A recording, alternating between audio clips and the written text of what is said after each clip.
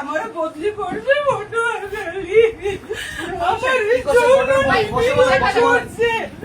21 তারিখ থেকে আমার বোঝাও জান্নাত আমারে বোঝাও আমি বুঝতে পারতেছি বলেন একটু চেহারা কথা দাও ওনাকে ধরে বলো না ইসলাম কোথায়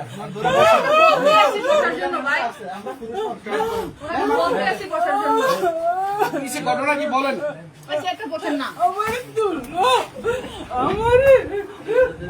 আমার ধরে চেহারাতে বসা আমার হাতে ধরে সমস্যা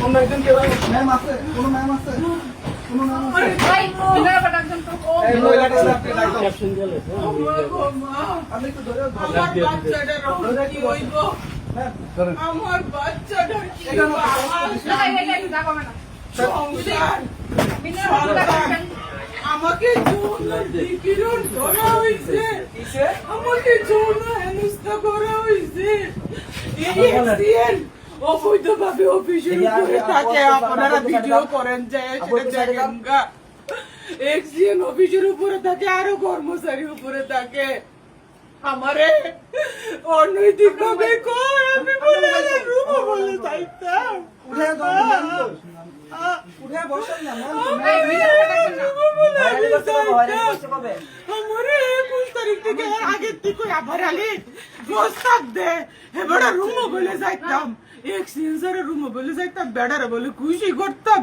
আর নাহলে আমারে বলে বদলি বলে করে দিব নাম কি ওনার ওনার নাম আবুল খায়ের নির্বাহী প্রকৌশলী আমার অফিসের এরপরে স্যার আপনাকে কি বললো আমারে পানি দাও জান্নাত আমার কি গলা বলে? শুকিয়ে যেতেছে কিভাবে আমারে পানি দাও ওনার অভিযোগ ওনাকে বলতে দেন এরপরে করছে কি হ্যাঁ আপনার বিষয় না, এটা ওনার বিষয় এরপরে আমি হেরা টেন্ডার করছে হ্যাঁ। সে টেন্ডার চোর সে টেন্ডার করছে আমি এস্টিমেটেড টিপু স্যারকে বললাম স্যার আমি তো আমার তো আমি পারতাম না আমি ওনারা একটু সাইড দেন, উনি আসুক। ওনারা একটু সাইড দেন।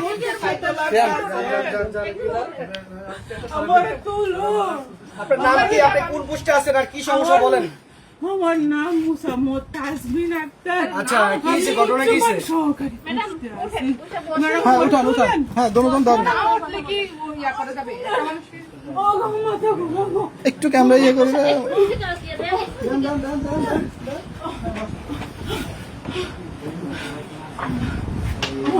চশমা দেন আমি চশমা মনে ওয়াশরুম ওয়াশরুম আপনাকে এই প্রস্তাব কবে করছে আমাকে উনি অফিসে আসার পর থেকেই করতেছে কত মাস কত দিন এটা প্রায় 2-3 মাস ধরে উনি এটা করতেছে তো যাক এটা যেহেতু কোনো লিখিত প্রমাণ নাই উনি আমাকে মৌখিক ভাবে বলে উনি তো অনেক চালাক উনি আমাকে মৌখিক ভাবে বলে এই জন্য আমি আর এটার পদক্ষেপ নিতে পারতেছিলাম না সেই কারণে আমি চুপ ছিলাম কিন্তু জানাইছিলেন না আমার কাছে মৌখিক কোনো প্রমাণ ছিল না লিখিত বা মৌখিক কোনো প্রমাণ ছিল না উনি অনেক চালাক উনি আমি যখন উপরে খাইতে যাইতাম উপরে আমি খাইতে যাই এখানে রান্নার ব্যবস্থা আছে এখানে উপরে পুরা আবাসিক সবাই থাকে এখানে 3 থেকে 4 জন কর্মকর্তা থাকে অফিসিয়াল নিয়ম থাকার কোনো ব্যবধান নাই আমি এগুলা বলি স্যারকে স্যার আপনি কিন্তু অনৈতিক কাজ করতেছেন আপনি কিন্তু উপরে থাকতে পারেন না স্যার আমাকে কিন্তু কর্তৃপক্ষ শোকজ করে দিবে স্যার আমার কিন্তু চাকরি চলে যাবে স্যার উনি বলে পাটনামি করো বদলি শোকজ দুবার বুটকি দিয়ে বইরে আমারে বুঝাও আমি স্যারের কইলাম স্যার আপনি যে লাস্ট যে টেন্ডারটা করলেন 19 প্যাকেজের আপনি যে লটারিটা করলেন স্যার আমি তো কইতাম পারি না মেমো বই সাইয়া আমি দেখি স্যার এই লটারির উইনারদেরকে আপনি পে অর্ডার সঠিকতা যাচাই করার জন্য চিঠি দিছেন স্যার সেই স্মারক বই আমার লেখার কথা স্যার ওই স্মারক বই আউটসোর্সিং লেখে এই ব্যক্তি আউটসোর্সিং লেখে আমার স্মারক বই আমার অফিসে কোনো মূল্য নাই আমার, আমি একজন প্রশাসনিক কর্মচারী আপনারা হিসেবে। এখানে এই খাতা লোকটা আছে কথা 10-15টা বা 20টা, বন্ধ করেন। প্রত্যেকটা খাতা আমাদের এন্ট্রি আছে। আমরা এখানে আউটসোর্সিং হলো, আমরা এই অফিসে কাজ করি। এই লোকে আমি জানি না ক্যামেরা ধরছেন, প্রশাসনিক সেই সুবিধা কোনো- বলছি। প্রশাসনিক কোনো অর্ডার আছে কিনা, আমার এক্সিএন এর লিখিত কোনো অর্ডার আছে কিনা, ওরকম কোনো অর্ডার আমি শো করি নাই, আমি দেখি নাই। তারা যে মেমু বইটা তারা যে লিপিবদ্ধ করতে পারে, এই অর্ডার তো আমি দেখি নাই স্যার, তো আমাকে দেখাই নাই। আমি বললাম এস্টিমেটর টিপু স্যারকে, স্যার আপনি যে পে অর্ডারের জন্য যে চিঠি দিচ্ছেন, এই চিঠি তো আমি করছি না, এই চিঠির স্মারক তো স্যার 423, এই চিঠির স্মারক স্যার 423 স্যার হবে।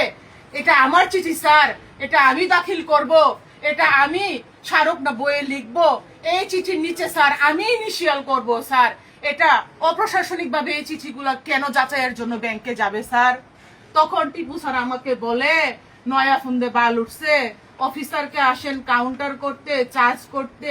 আমি বলি স্যার আমি তো আপনাকে চার্জ করতে পারি না, আমি কর্মচারী স্যার, চার্জ করার ক্ষমতা স্যার আমার নাই।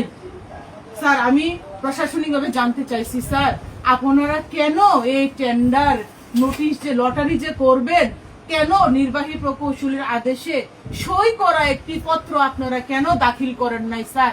এই পত্র তো আমি দাখিল করার কথা। কোন সময় অফিসে অডিট হইলে এই প্রশ্ন তো আমি সম্মুখীন হব, আপনি কেন এই টেন্ডারের লটারি প্রকাশের তারিখটি আপনি নোটিশ বোর্ডে দেন নাই এবং কর্তৃপক্ষকে অবগত করেন নাই? তখন কি আমার চাকরি থাকবে? আমি এখানে প্রশাসনিক দায়িত্বে আছি, আমার কি প্রশাসনিক বিষয় সম্পর্কে প্রশ্ন করার অধিকার নাই? আমি কি জানতে পারি না আমার স্যারের কাছে? পারি কি না?